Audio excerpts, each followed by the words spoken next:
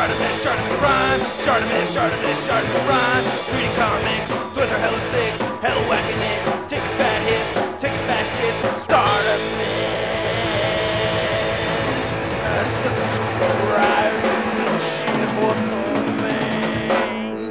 Make him look like he kind of has bitch hips. You know what I mean? It makes it look, you know, just a little wide. Hey, what's up, you guys? Shartimus Prime here doing another action figure toy review. And by the way, I gotta say, how's it going?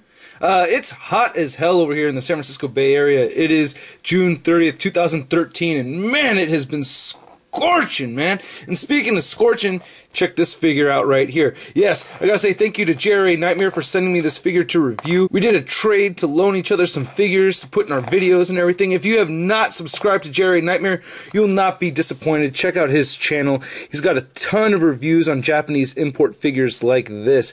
Oh yeah.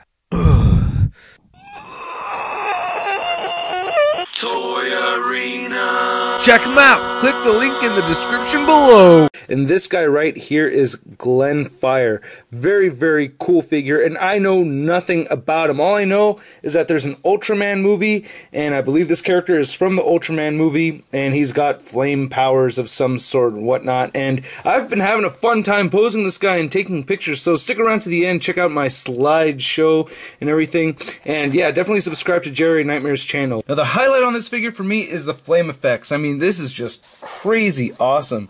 I really like this a lot. He comes with a bunch of accessories which I'll show off later on. Actually, I'll show you now. He has this flame head going on right here, which is very well sculpted. I like it very much. And you can remove it and replace it with an even more flamey head, where he's kind of, I don't know, ultra'd out or something, I guess. And yeah. And I failed to mention earlier that this is a Bandai Tamashii Nations Ultra Act figure. So, you know, pretty much the same people that give us the SH Figure Arts and all that, you know, the Kamen Rider figures and all that stuff. But this second head right here, I actually like a lot more than the first one. You can see how much higher it goes up than the second one right here. Very, very nice sculpt. So cool. Now, I do have a few gripes about the figure. He does have this collar right here, which does hinder the articulation a little bit, which I'll get into later on. But the silver paint on this guy is very cool, and I really like this red paint. It has this very light black shading going on. Like there's some going right here, and it's kind of hard to... Oh, there you can see it a little bit, like it's showing up right there. And this thing going on in the center is very, very cool. It's a clear piece of plastic right here, and underneath he's got this yellow bubble and this nice paint underneath. There is a little scratch underneath there, which I did not do because it's impossible for me to do it because it's, you know, underneath the plastic. So that's pretty tight. And on the back side right here, he has a whole lot more sculpting going on and everything. Just very nice. He comes with a ton of hands, which I'll show off later on, like I said. Here's one of his fists. Again, nice silver paint. He's got this flame Shoryuken fist right here. And they even sculpted the fist in there, which is very cool. And this is removable, so it's not a flame piece that goes on top of the fist. You just pop it out right here. He has these Hot Toys type of pegs that stick out over here that are very posable and everything and easily to interchange.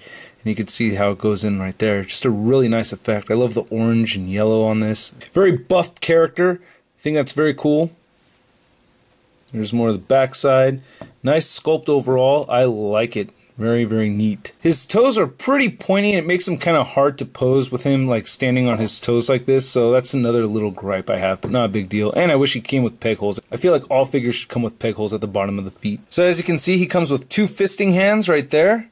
Not bad, not bad. What's kind of weird about this figure is he comes with 6 right hands and only 4 left hands. I think that's kind of strange, but this is one of his left hands, which is very dope. I love this flame effect. Would have been nice if there was a right-handed version of this so that he'd be holding 2 fireballs. That would have been tight. And only the right hand comes with a thumb in the butt hand. Biggest gripe about this figure is only the right hand has this gripping hand, because he has these really cool flame kind of staff effect dealies, and he can only hold them in his right hand, which is a bummer. I wish his left hand had one just like this. Both hands come with this kind of like, oh, I'm powerful kind of pose thing going on. Pretty cool, pretty cool. And both hands also come with a full open palm. Now here's the first of his flame staff effect things, or a projectile, I guess. I don't really know the show, but it could be a staff, could be a projectile. I think it's a staff based on the pictures, but this is very cool. I really like this plastic. It's not brittle at all. It's very strong. It does have a little bit of give to it, but of course you don't want to stress it or anything. It just looks badass. The way the color changes on this and everything, it's just such a cool flame effect. Very translucent, but still painted very well. I like it a lot. And this one does fit in his gripping hand pretty well. So you just put it right there and he holds it just fine. It's not really hard for him to hold this one. Now this one right here, this one is really badass. I mean, look at that. That is just sick as hell. I really like how the color changes on this. It's almost white as it gets towards this end over here. Very bright yellow, and I really like the dark oranges over here at this end. This is just so cool. Just badass. Really nice sculpting. Very, very cool. Damn. Oh man, I just love how this is sculpted. Very badass. Now what's not badass is that it's really hard for him to hold it. So it gets, you know, I can try to put it in this section over here, it kind of just falls out, or in this lower section over here, and it doesn't really want to grip and stay. So I do have a hard time having him hold this piece, and it just bothers me because it's so cool looking. I just can't get the figure to hold it. I mean, I can if I have it leaning against something like his leg, I can have him hold it like that, but it's pretty tricky. It's kind of frustrating, to be honest with you. So I mentioned earlier that I do have a problem with the head articulation, but aside from that, the articulation is just incredible. Now his head is on a peg that looks similar to this wrist joint right here, so it could lean back all the way if it wasn't for this collar, but he can just look that far up, and there goes that piece, and he can look down a little bit, plus he has a neck joint inside here, which is very cool, so it could move quite a bit downward. Now moving side to side is kind of tricky because the collar just really does hinder the articulation right here, so it's like I really want to turn it all the way to the side, but I can't turn it all the way, so that's just a bit frustrating. But oh well, what you're gonna do, he has this very cool SH Figuarts type armpit joint thingy right here that rotates and it can move up and down, plus he has the shoulder joint right here that moves inside of it, and he has a ball jointed shoulder that can move forward like so, and it can move outward. He has a bicep swivel, double jointed elbow, works pretty well. His wrist moves side to side and you can move them in and out. His diaphragm joint crunches just a little bit forward, not too much, moves back just a little bit. He has a decent waist joint that can crunch forward and back as well. You can see he's thrusting. See that thrust? See that thrusting? And it moves side to side very well. Nice. And I like how they've sculpted around the waist joint. I just love that. He has this double hinge thing going on in the hips right here. So it has that hinge right there. Plus it has this thing going on right over here. This ball and socket kind of deal, which is great. It allows for a lot of posability. You can move that around a lot. Very, very cool. And it swivels side to side all the way up here. He has double jointed knees. And he has no rotation side to side. His ankle does, well, you could do it with his ankle, which is nice. So that's pretty cool. There you go with your side to side movement. And it moves down, it moves up, and it has a nice ankle pivot and toe articulation. So this guy has a pretty decent height. I guess with this really high flame effect, he's at about 7 inches, but with the tamed effect, he's just over 6 inches tall. So pretty decent sized figure. And here he is compared to the Heroic Age Iron Man and my SH Figuarts White Tiger figure, my Kamen Rider White Tiger figure, and which I bought because of Jerry and Nightmare again. And I really like the height on this guy. It's pretty cool. He is a bit shorter than your average Marvel Legend, but, you know, it's still pretty good.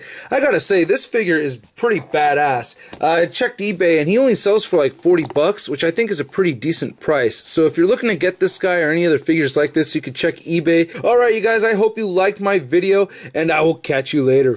Peace.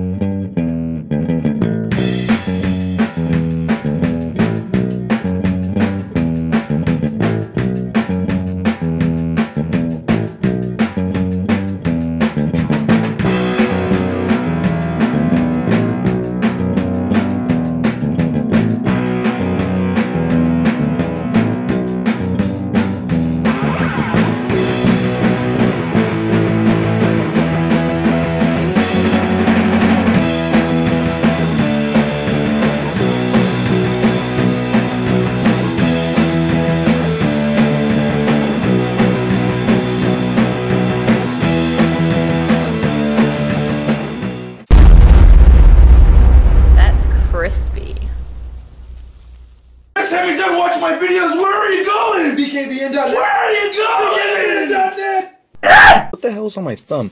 Okay,